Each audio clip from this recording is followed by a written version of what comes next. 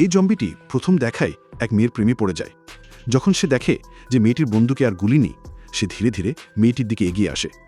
এটা দেখে মেয়েটি পুরোপুরি ভয় পেয়ে যায়, কিন্তু সে মেয়েটিকে কোনো ক্ষতি করে না, বরং উল্টো সে মেয়েটিকে অন্য জম্বিদের হাত থেকে রক্ষা করে। তারপর সে মেয়েটিকে নিজের আশ্রয় নিয়ে আসে, যেখানে সে নিজে থাকে।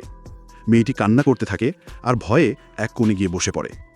জম্বিটির বুঝতে কষ্ট হয় যে সে কিভাবে মেয়েটিকে এই অনুভূতি দিতে পারে যে মেয়েটি তার সঙ্গে নিরাপদে আছে।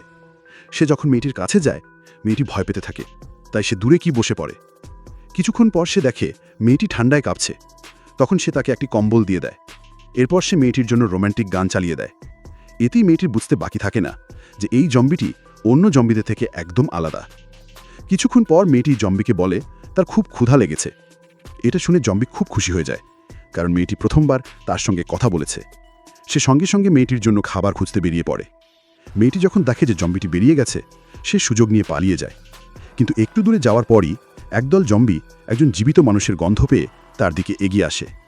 জম্বিদের আসতে দেখে মেয়েটি একটা প্লেনের নিচে লুকিয়ে থাকে। ঠিক তখনই সে দেখে তার পিছনে সেই জম্বি ছেলেটি দাঁড়িয়ে আছে, যে তাকে ভালোবাসত। সে মেয়েটিকে চুপ থাকতে বলে এবং নিজের রক্ত মেয়েটির গায়ে মেখে দেয়, যাতে করে অন্য জম্বিরা মনে করে এই মেয়েটিও একজন জম্বি।